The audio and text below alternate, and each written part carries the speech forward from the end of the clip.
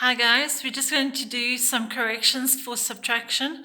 So after looking at your sums that you did yesterday on subtraction, I noticed that most of you got number 4 and number 5 incorrect. Those were the two problem sums, which is no surprise because those are the two sums that require borrowing. Okay, now boys and girls, when borrowing is required, it is not a catastrophe, okay? It's just simply you don't have enough, so you have to go to the bank. Just like if you didn't have enough money, you would have to go to the bank and borrow, all right? And I think a lot of you get your knickers in a knot when all of a sudden you have to borrow, and you do all sorts of crazy things. If you just remember the basic rules, it won't be a mess. All right, so we're going to have a look at this first sum here, 123 minus 67. So we're going to do the vertical method because from what I could see, most of you favored that method. All right, so 123 minus 67. Oh, we're going to break those numbers down. 100, 20, and 3. 60 and 7. All right. So immediately you can see that not only do we need to borrow for the units, all right, because we can't take 7 away from 3. All right, we have to make 3 bigger. Okay. And you can also see we're going to have to borrow from the tens. All right, we can't take 60 away from 20. Now, some of you did this. You flipped those numbers around. Some of you went 7 minus 3 and 16 minus 20. Okay? You cannot do that. Boys and girls, if the numbers are not working for you the way they are, you cannot just flip them around because, like I've said in my original video, all you're doing is you're changing the sum. You're changing the sum here. All right, and in any case, your answer is going to be wrong. Okay, all right. So some of you you don't like to borrow, so you flip those numbers around. It won't work out, guys. Life doesn't work that way. All right, you can't just change the rules to suit yourself. All right, to get the sum done. No, you need to follow the rules. Okay, it's like a recipe. It's like baking a cake. You have to follow the rules, otherwise it'll be a flop. All right, so we need to borrow from the units, okay? So we go to the closest bank. We take a whole 10. We're going to put our 10 there. All right, we now have 13. Remember, change this number to what you have now. All right, so now we can minus. We can go 13 minus 7, and the answer is 6.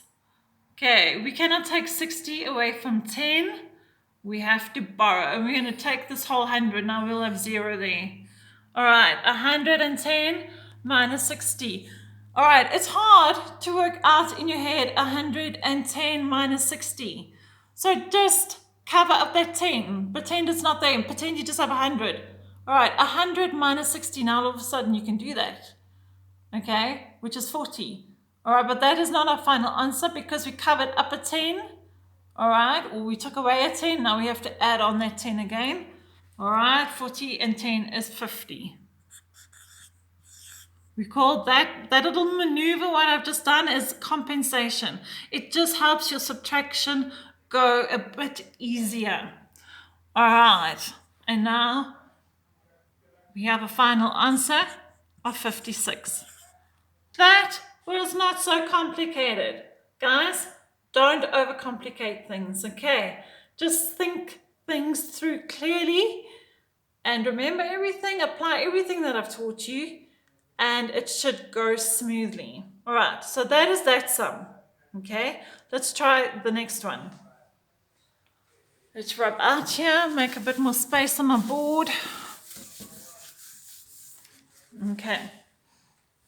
Okay, so the next one is 230 minus 152. Okay, so like I said, I'm going to do the vertical method because it would seem most of you favored that method. All right, let's go, breaking it down. 230, no tens. No units, sorry. Okay, this number, 152. All right, let's start subtracting. Okay, right, can we take 2 away from nothing? No, we cannot.